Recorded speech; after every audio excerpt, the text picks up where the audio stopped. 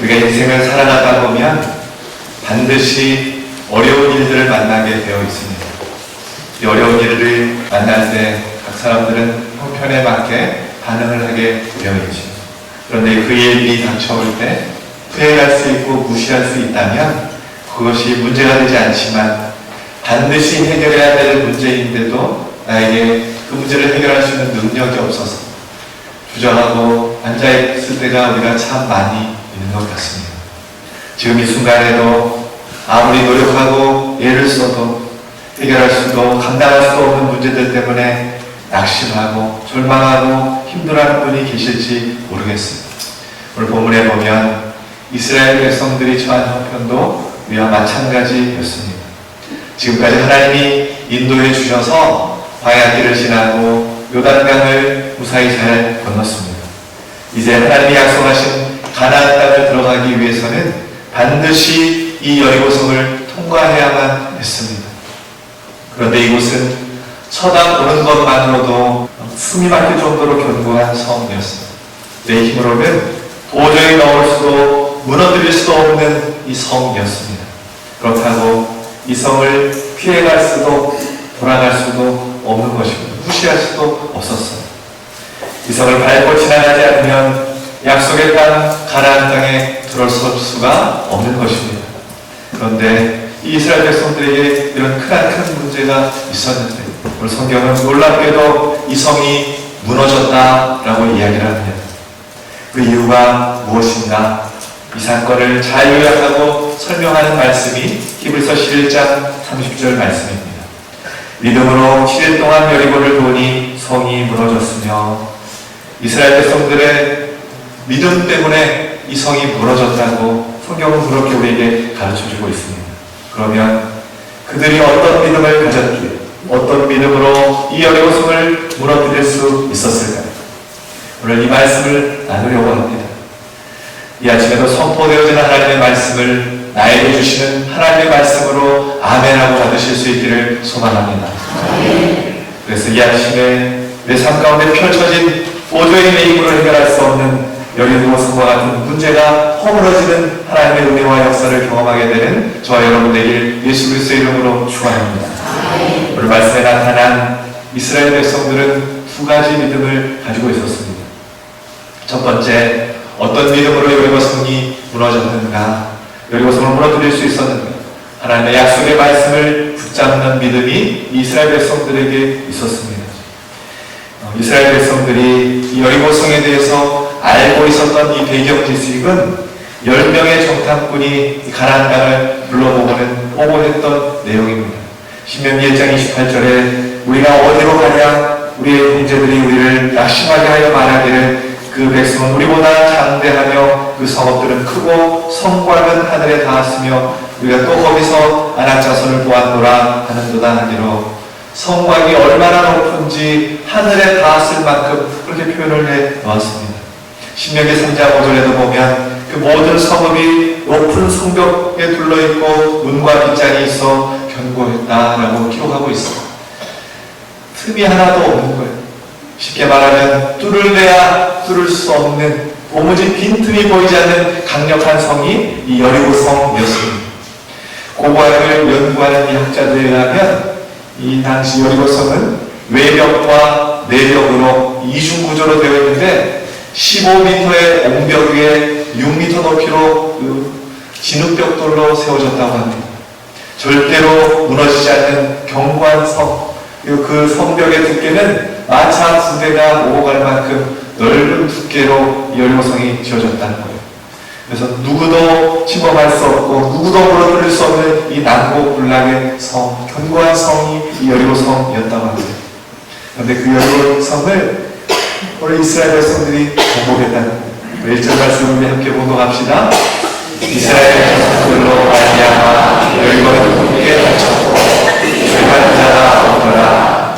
아멘. 사실 성문이 닫힌 것이 아니라 이스라엘 백성들의 희망이 닫혔다는 것을 상징적으로 설명해 주고 있는 것입니다.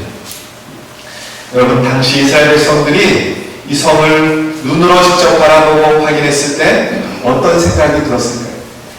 우리의 힘으로는 도저히 이길 수 없는 성이다.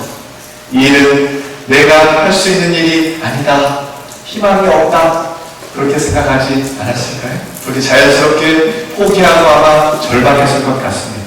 그런데 이스라엘 백성들을 향해서 하나님께서 언약의 말씀을 주시는 것입니다. 이 말씀을 붙잡고 이들은 주어진 환경을 바라보는 것이 아니라 다시금 여리고성을 향해서 우리가 도전해보자, 희망을 갖고 말씀에 자신의 생각을 완전히 바꿔버렸습니다. 그러면 하나님께서 주신 약속의 말씀이 무엇인가? 2절 말씀 함께 공독합시다. 여호와께서 여호수아에게 이르시되 보라, 내가 여리고와 그 왕과 용사들을 내 손에 넘겨주었으니. 아멘. 하나님께서 뭐라고 말씀하시냐면 넘겨주었다라고 말씀하십니다. 여기서 넘겨주었다라는 말씀의 시제를 보면 과거 완료형으로 되어 있습니다. 무슨 말이냐면 이미 너희에게 주었다라는 거예요. 이 보라라는 이 단어는 주목하다, 강조하다의 의미를 가지고 있습니다. 이 말씀을 의역해보면 야야, 너 주목해봐, 잘 들어봐, 이 땅은 내가 이미 너에게 준 땅이야. 하나님이 지금 이스라엘 백성들에게 그렇게 얘기하고 있었다는 거예요. 주어진 환경 때문에 절망하고 있는 이스라엘 백성들을 향해서 하나님께서 하시는 말씀이 괜찮아, 걱정하지 마, 이미 너에게 준 땅이야, 너희들 이 성 너희들 것이야. 주님이 그렇게 말씀하고 있는 것입니다. 베드로가 밤이 새도록 그물을 던졌는데 물고기를 한 마리도 잡지 못하고 이 아침에 새벽녘에 이 그물을 청소를 하고 있었습니다. 예수님이 대하셔서는 깊은 곳으로 가서 그물을 던져라 라고 베드로에게 명령을 하십니다. 목수인 당신이 오부인 나에게 어떻게 알지도 못하면서 그런 소리를 할 수 있느냐, 그렇게 반응한 것이 아니라 누가복음 5장 5절에 선생님, 우리가 밤이 새도록 수고하였어요. 잡은 것이 없지만 말씀에 의지하여 내가 그물을 내리리이다 라고 말씀하고 있습니다. 베드로가 생각할 때 경험상, 이치상 깊은 곳에 그물을 던지는 것은 말도 안 되는 소리였지만 그 말씀에 의지해서 그물을 깊은 곳에 던졌다, 주의 말씀대로 행했다라고 그렇게 얘기를 해주고 있습니다. 오늘 이스라엘 백성들도 마찬가지입니다. 눈앞에 보이는 현실을 보고 생각한 것이 아니라 하나님의 약속의 말씀 앞에 내 생각을 맞췄다는 거예요. 약속의 말씀을 붙들었다는 것입니다. 절망적인 현실을 바라보는 것이 아니라 하나님의 약속의 말씀, 하나님이 내게 주신 그 말씀을 붙들었다라는 것입니다.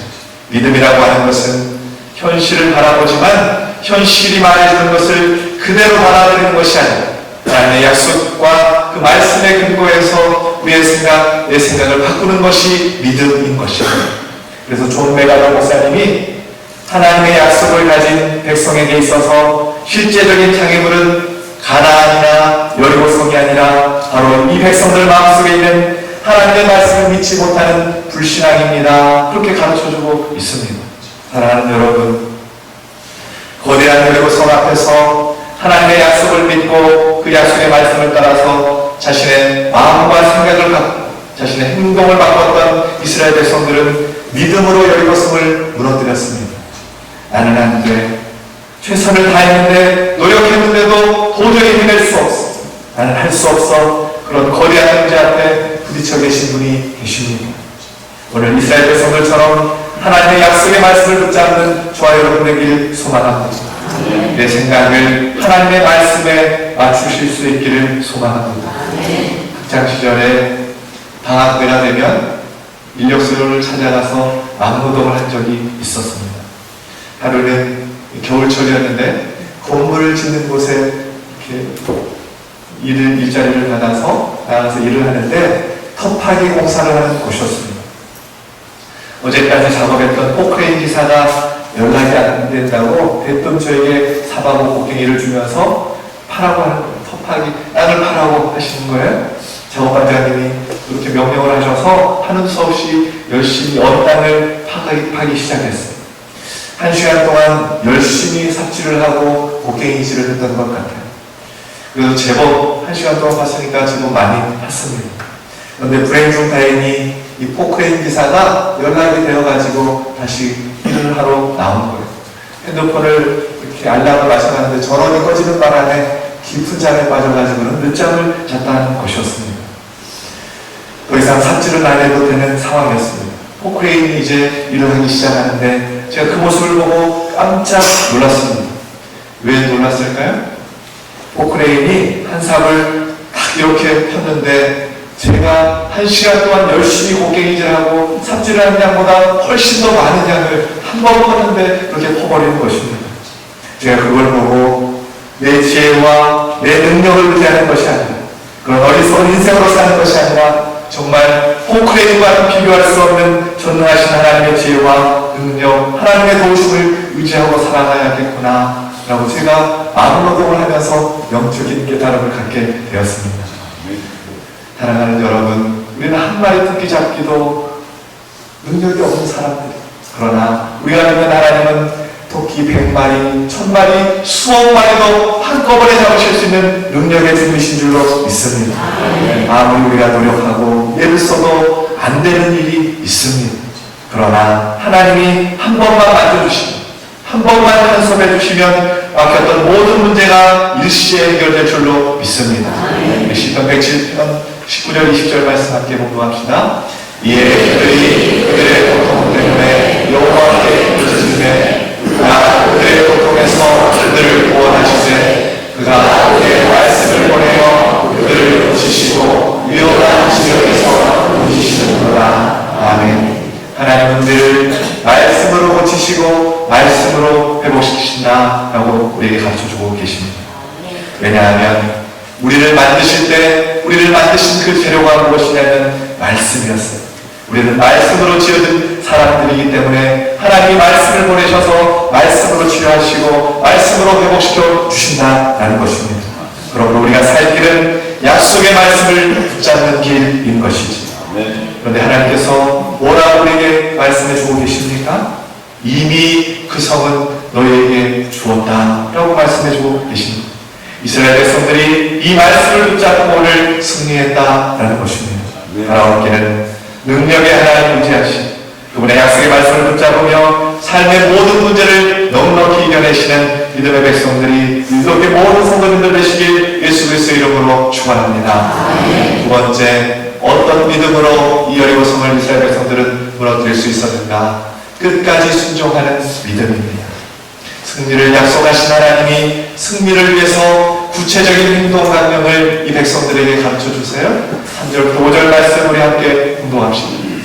너희 모든 군사는 그 성을 불러 성주의를 내일 한 번씩 부르되 엿새 동안을 그리하라. 제사장 7은 7 양각 나팔을 잡고 언약궤 앞에서 나아갈 것이요 7째 날에는 그 성을 7번 불며 그 제사장은 나팔을 불 것이며 제사장들이 양각 나팔을 길게 불어 그 나팔 소리가 너희에게 들릴 때에는 백성은 다 큰 소리로 외쳐 부를 것이라. 그리하면 그 성벽이 무너져 내리리니 백성은 각기 앞으로 올라갈지니라 하시네.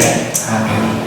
하나님께서 이스라엘 백성들에게 명령하신 그 명령이 무엇이냐면 이 이스라엘 백성들을 통해서 여리고성을 골라라는 그것뿐이었습니다. 어떤 무기를 준비해라, 어떤 전략을 세우고 싸우라, 이것이 아니라 하루에 한 바퀴씩 6일을 돌고 7째 날에는 7바퀴를 돌라, 총 13바퀴를 돌라는 것밖에 없었습니다. 이스라엘 백성이 주둔지인 길갈에서 이 여리고성을 한 바퀴 이렇게 돌고 오면 그 당시 약 2시간 정도 되었을 것이라고 추정을 합니다. 그런데 놀라운 것은 그들이 하나님께서 하신 말씀대로 그대로 순종하고 실행했다라는 것입니다. 이스라엘 백성들이 이성적이고 합리적인 사고와 현실적인 계산에 근거해서 행동하지 않았습니다. 이해가 되지 않지만 하나님의 말씀이기에 순종으로 그들이 옮긴 것입니다.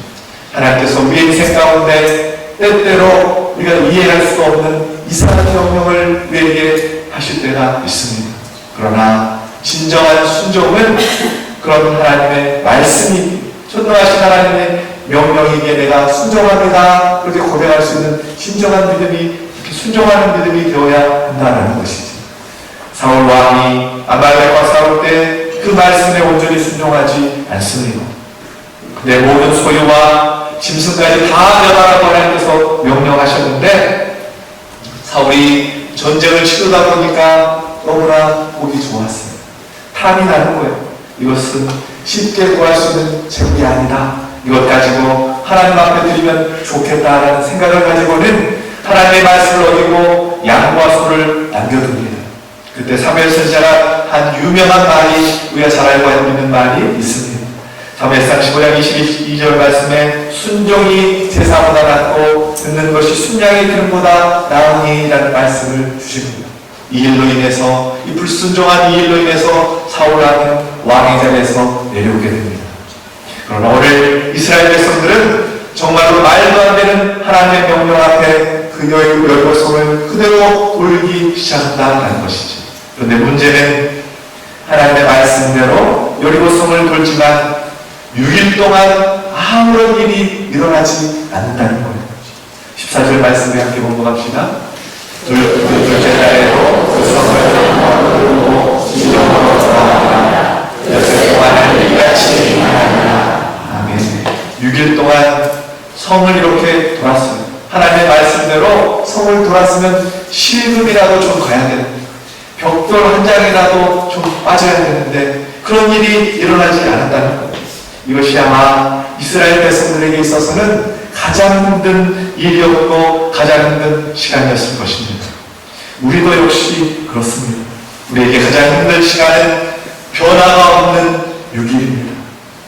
사실 어떤 분에게는 이것이 6일이 아니고 몇 개월일 수 있고 몇 년일 수도 있어요. 문제를 놓고 기도를 시작하면 하루 시간이 지날 때마다 변화가 일어나고 관계가 호전되고 물질의 문제가 해결되고 몸이 좋아지고 자녀들 안에 해결의 문제들이 보이면 좋겠는데 그렇지 않다라는 것이죠. 가족 구원에 대해서 소망을 품고 정성을 다해서 섬기고 몇 년째 복음을 전하고 기도를 했는데 변화가 일어나면 좋겠는데 아무런 반응도 아무런 변화도 없을 때가 있다는 것입니다. 그래서 우리는 중간에 낙심하고 포기해버리는 것이죠. 순종이 어렵게 느껴지는 이유가 바로 여기에 있습니다. 순종했다고 해서 곧바로 어떤 역사가 일어나지 않을 때도 있다는 것입니다. 변화가 없는 6일을 보내야 할 때가 있다는 것이죠. 그런데 우리가 정말 기억해야 할 것은 이 6일의 시간이 있었기에 여리고성이 무너지는 역사가 일어나는 것입니다. 하나님의 역사는 내가 원하는 데 일어나는 것이 아니라 하나님께서 약속하시고 계획하신 7일째 일어난다라는 것입니다. 사랑하는 여러분, 지금 우리 중에도 여리고성을 돌고 계시는 분이 계실 거예요. 가족 구원이라는 여리고성, 관계의 문제, 질병, 자녀의 문제, 경제적인 문제, 습관적인 죄라는 이 여리고성을 돌고 계신 분들이 있을 것입니다. 몇 년째 그렇게 돌고 있지만 무너지기는커녕 아무런 변화도 없는 것 같아 낙심할 수 있습니다. 그러나 여러분, 지금 내가 몇 바퀴째 돌고 있는지 잘 알지 못하지만 말씀에 순종하여 걷고 있다는 잘하고 계신 것입니다. 우리 눈에는 아무런 변화가 없는 것 같아 이 순종의 길 끝에는 반드시 하나님의 놀라운 역사를 보게 될 줄로 믿습니다. 20절 말씀에 이 성이 무너져 내린 말씀하고 여리고성이 무너졌던 이 7일째는 그들이 새로운 방법으로 그 성을 돌았던 시간이 아니었습니다. 15절 말씀에 보면 전과 같은 방식으로 그 성을 돌았습니다. 여전히 동일한 방법으로 걸었던 그날에 여리고성이 무너져 내렸다라는 것이죠. 그들이 포기하지 않고 끝까지 순종의 걸음을 걸었던 그날에 여리고성이 무너졌습니다. 하나님께서 이 여리고성 사건을 통해서 이스라엘 백성들에게 정말로 가르쳐주고 싶으신 한 일이 있었습니다. 그것이 무엇인가? 그것은 바로 순종이라는 것입니다. 그렇지 않았다면 힘들게 여리고성을 돌도록 하실 이유가 없으셨지. 여러분 생각해 보세요. 어차피 무너지게 할 것인데 왜 굳이 이 성을 돌라고 하신 것일까? 그것도 하루아침에 하루에 13바퀴 한꺼번에 다 돌라고 하시지 7일로 나눠가지고 돌라고 하실 필요가 없으신 것이지. 순종을 가르쳐주고 싶으셨던 것입니다. 이스라엘 백성들이 가나안 땅에 들어갔다고 해서 아주 편한 삶이 보장되는 것이 아닙니다. 땅이 적과 꿀이 흐르는 땅은 분명한 틀림이 없지만 그 땅은 그냥 얻어지는 것이 아니었어요. 이제 수많은 전쟁을 치러야 합니다. 하나님께서 수많은 전쟁을 치러야 하는 이스라엘 백성들에게 알려주고 싶으셨던 것은 앞으로 너에게 더 어려운 일들이 있을 것입니다. 그때에도 상황에 흔들리지 말고 내 말만 들으면 된단다. 내 말에 순종만 하면 된단다. 정말 이상하고 이해할 수 없는 것을 명령하시면서까지 알려주시고 싶으셨던 것은 하나님의 말씀에 순종만 하면 된다는 사실을 그렇게 가르쳐주고 싶으셨던 것입니다. 여러분, 우리도 마찬가지입니다. 하나님께서 우리에게 이상할 만큼 순종만 하게 하시는 이유와 계획이 있습니다. 그것은 순종이 없으면 우리의 인생에 어떠한 성도 전용할 수 없기 때문에 그렇습니다. 그럼에도 불구하고 우리는 이 순종이 어렵게만 느껴집니다. 순종하면 하나님의 영광을 보게 됩니다. 순종하면 놀라운 하나님의 역사를 볼 수 있다. 수많은 말씀을 통해서 보았고 수많은 수도 없이 들었습니다. 그런데 그 역사가 나에게 일어나게 될 것이라는 믿음은 분명치 않은 것 같습니다. 왜 그럴까요? 순종을 통해서 하나님의 영광과 역사를 경험한 적이 별로 우리의 삶 가운데 없기 때문이죠. 여러분은 2024년을 살아오시면서 순종을 통해서 주님의 영광을 본 경험이 있으십니까? 아니, 지난 한 주간만 놓아보아요. 여러분이 하나님의 말씀에 순종해서 하나님께서 이런 역사를 나에게 베풀어 주셨구나, 이런 경험이 여러분에게 있으십니까? 삶 가운데 순종의 헌신이 있으십니까? 순종이 어렵게 느껴지는 것은 바로 이 이유 때문에 그렇습니다. 여러분, 요즘에 하나님으로부터 무슨 말씀을 듣고 계십니까? 성령께서 계속해서 말씀하시고 생각나게 하시는 말씀이 여러분 어떤 말씀이십니까? 분명히 여러분에게 주신 말씀들이 있으실 겁니다. 사랑하라, 용서하라, 기뻐하라, 용서하지 말라, 이런 말씀들이 있으실 거예요. 그렇다면 하나님의 말씀 앞에 왜라고 질문하는 것이 아니라 어떻게 더 잘 순종할 수 있을까를 생각해야 합니다. 많은 경우 우리는 하나님의 말씀을 듣고도 왜 그렇게 해야 하는지 이해하고 계산하느라 많은 경우 순종하지 못하는 경우가 많습니다. 그런데 여러분 생각해 보세요. 온 우주 만물을 창조하신 크고 위대하신 하나님의 생각이 개미 같은 보이지도 않는 우리의 머리로 하는 이 생각으로 어떻게 다 헤아릴 수 있겠냐는 말입니다. 그 큰 뜻을 이해한다는 것은 불가능한 일인 것이죠. 여리고성 앞에서 하나님의 말씀을 들었던 이스라엘 백성들 또한 그 말씀을 어찌 이해할 수 있겠습니까? 절대로 이해할 수 없지. 그런데 언제 그 뜻을 알 수 있지요? 순종을 드렸을 때 그 결과를 통해서 깨닫게 되는 것이죠. 하나님의 뜻이 이것이었구나. 이렇게 해야지 무너지는구나. 끝까지 순종해야지 무너지는구나. 결과를 통해서 그들은 깨닫게 되는 것이죠. 우리가 순종의 걸음을 마쳤을 때 비로소 우리는 그 순종의 결과를 통해서 깨닫게 되는 것입니다. 그래서 우리는 거기까지 약속하신 7일째까지 순종하며 걸어가야 한다라는 것입니다. 땅에서 하늘처럼이라는 책을 쓰신 이민아 목사님이 계십니다. 전 문화부 장관이었던 이어령 장관님의 딸이기도 합니다. 지금은 고인이 되셨어요. 두 분 다 고인이 되셨는데 이분이 이 책에서 자신의 간증을 기록해 놓으셨는데 이 목사님은 이혼의 아픔도 있으셨고 암으로 투병하다가 하나님의 부르심을 받았는데 암 투병 생활의 아픔도 있으셨습니다. 이러한 시련은 목사님이 참을 수 있으셨대요. 그런데 어느 날 첫째 아들이 25살 때 이유 모를 병에 걸려서 그만 죽고 말았습니다. 그 충격으로 아무것도 할 수가 없었어요. 25살 먹은 아들이 하루아침에 죽어버렸으니까 얼마나 마음이 아팠겠습니까? 아버지 할 수가 없었는데 마침 그때 오래전부터 약속되어 있던 간증 집회가 있었다는 사실을 알게 됐어요. 도저히 할 수 없겠다 싶어서 그 교회 목사님께 전화를 드려서 취소해 주기를 부탁했습니다. 그랬더니 그 목사님이 이렇게 말씀하시더라는 거예요. 목사님, 지금 쓰러지시면 못 일어섭니다. 좋은 이야기 안 하셔도 됩니다. 그냥 오셔서 솔직하게 간증만 해주십시오. 그 통화를 하는데 목사님이 정말로 내 마음으로보다 너무한다는 생각이 들었답니다.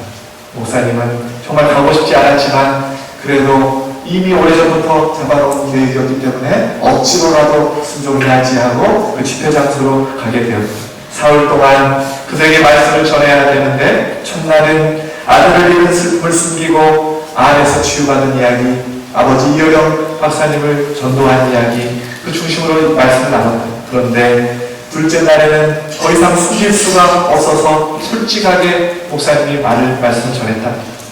그런데 저는 아들이 죽은 지 한 달도 안 되었습니다. 이곳 집회에 오는 것이 정말 싫었습니다.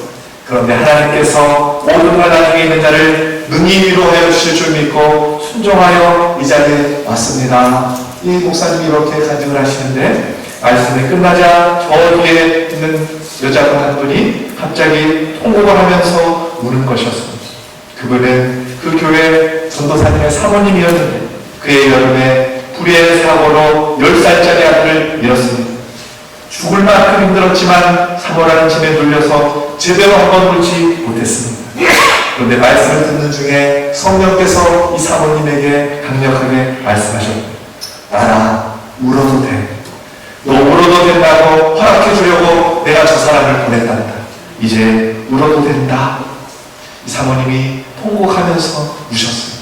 이민아 목사님이 당황하셔서는 사모님을 끌어안고 이렇게 한참 동안을 울면서 기도했답니다. 그러면서 사모님 안에 치유와 회복의 역사가 일어났습니다. 목사님이 그제서야 알게 되었다. 그 순종의 길 끝에 한 사람의 치유를 하나님께서 예배해 오셨구나. 그때 깨달았다고 간증을 하시는 것입니다. 오늘 이스라엘 백성들이 여리고성이 무너지는 그 놀라운 환경을 목격할 수 있었던 이유는 그들이 다 이해할 수 없어도 끝까지 순종의 걸음을 걸었기 때문입니다. 아무런 변화가 없지만 견디며 그 유리를 지나왔기 때문입니다. 여러분, 순종하는 사람들은 반드시 살아계신 하나님의 역사를 보게 될 줄로 믿습니다. 지금은 다 이해할 수 없어 끝까지 순종의 길을 걸어가는 사람은 반드시 하나님 살아계심을 간증하게 될 줄로 믿습니다. 사랑하는 여러분, 여리고성과 같은 엄청난 문제 앞에 밑당을 할지라 문제를 바라보고 현실을 바라보고 절망하는 것이 아니라 약속의 말씀을 붙잡고 이해할 수 없지만 하나님의 말씀이기에 끝까지 순종함으로 나아가셔서 승리하시는 믿음의 백성들이 이렇게 모든 성도님들 되시길 예수 그리스도의 이름으로 축원합니다. 여러분, 7일째까지 가는 동안 위기가 없었겠습니까? 순종하다가 위기가 있을 수 있지요. 이스라엘 백성들이라고 왜 포기하고 싶은 마음이 없었겠습니까? 지루하고 반복되어지는 그 시간들 속에서 왜 위기가 찾아오지 않았겠습니까? 그래서 이스라엘 백성들은 그때마다 함께 하시는 하나님을 바라보게 되었습니다. 오늘 본문에 계속되는 단어가 있어요. 그 단어는 여호와의 괴라는 단어입니다. 오늘 6장에 본문에만 9번 등장합니다. 특별히 13절 말씀을 함께 공동합시다. 13절 말씀. 제사장 7은 양과 낙타 7을 잡고 여호와의 궤 앞에서 계속 지나가며 낙타를 부르고 무장한 자들은 그 앞에 지나가며 그분은 여호와의 궤의 길을 따르고 제사장들은 낙타를 불며 행진하니라. 내 앞에 내 옆에 언제나 하나님의 임재의 상징인 여호와의 궤가 있었다는 것이지. 이스라엘 백성에게 운명의 갈림길은 하나님의 임재하심을 믿는가 믿지 않는가에 달려 있었습니다. 하나님이 지금 이 시간 우리와 동행하는 것을 믿고 확신할 때 그들은 어떤 상황에서도 포기하지 않고 끝까지 순종의 걸음을 걸어갈 수 있었습니다. 여리고성을 돌 때 이스라엘 백성들만 도는 것이 아니라 하나님께서 그 걸음을 함께 해주셨다라는 것이죠. 이스라엘 백성들은 여호와의 궤를 볼 때마다 이 사실을 기억했습니다. 아, 하나님이 우리의 걸음과 한 걸음 한 걸음 함께 동행해 주시는구나. 변화가 없는 6일을 지나서 7일째까지 갈 수 있었던 힘은 그들의 인내심이나 노력이 아니었습니다. 바로 하나님이 우리와 함께 해주시는구나, 이 믿음이었습니다. 그들의 눈이 하나님의 임재를 늘 향하고 있었기 때문입니다. 여러분, 순종하는 것이 어렵게 느껴지고 변화가 없는 것으로 인해서 지루하게 여겨질 때 내가 지금 누구와 함께 이 길을 걸어가고 있는가를 분명히 기억해야 할 줄로 믿습니다. 여리고성보다 더 큰 두려움은 바로 우리 자신입니다. 내가 그 순종의 길을 끝까지 걸어갈 수 있을까? 내가 버틸 수 있을까? 내가 이 일을 해낼 수 있을까 하는 내 자신에 대한 두려움인 것이지. 그러나 여러분, 하나님을 바라보실 수 있기를 소망합니다. 하나님을 신뢰하고 나아가실 수 있기를 소망합니다. 이 여리고성을 보는 길은 홀로 걷는 길이 아닙니다. 우리 곁에 걷고 계시는 하나님과 함께 걸어가는 길입니다. 오늘 나와 동행하고 계시는 하나님 바라보고 나아갈 때 여리고성이 무너지는 역사가 일어나게 될 줄로 믿습니다. 오늘 순종만 하기로 결단한 분이 계실지 모르겠습니다. 정말 말할 수 없이 힘든데 주님 주신 마음을 붙잡고 순종만 하기로 결심한 성도들이 계실지 모르겠습니다. 그런데 문제는 7일째까지 순종할 수 있느냐라는 거예요. 누군가를 용서하기로 결단했는데 변화가 없을 때, 누군가를 떠나겠다고 중보기도를 몇 년째 하고 있지만 아무런 변화가 일어나지 않을 때, 질병과 하나의 문제를 가지고 몇 년을 기도하고 있는데 조금 더 변화가 일어나지 않을 때, 순종하여 믿음의 길을 걸어가고 있지만 내 삶에 변화되는 모습이 전혀 보이지 않을 때 얼마나 더 가야 하는지 답답한 그 순간에도 순종의 걸음을 걸을 수 있느냐라는 것입니다. 주님은 오늘 그 대답을 저와 여러분에게 듣고 싶으신 것입니다. 여리고성은 문제를 무너뜨리는 노하우를 알려주는 사건이 아닙니다. 멈추지 말아야 한다라는 것, 순종은 끝까지 가야 하는 것임을 우리에게 가르쳐주고 있습니다. 우리 중에는 3일째 도는 성도도 있을 것이, 6일째 아침을 맞는 성도도 있을 것입니다. 그러나 분명한 것은 우리 모두에게 7일째는 반드시 온다는 것입니다. 바라오기는 하나님이 약속하신 때가 있음을 믿고 그때까지 순종의 걸음을 멈추지 않으셔서 여리고성이 무너지는 역사를 경험하고 간증하시는 우리 모든 성도님들 되시길 예수 그리스도의 이름으로 축원합니다.